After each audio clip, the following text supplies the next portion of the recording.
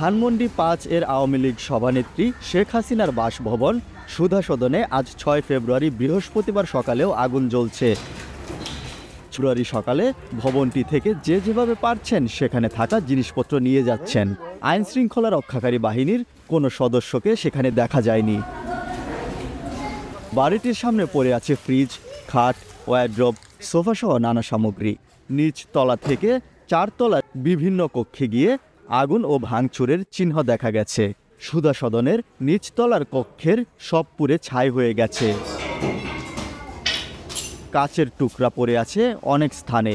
বাড়িটির বিভিন্ন স্থানে বই পড়ে আছে। অনেক বই পুড়ে গেছে। উৎসুক জনতার ভিড় রয়েছে বাড়িটিতে। গতকাল বুধবার রাত 10:30টার পর সুধা সদনে আগুন দেওয়া হয়।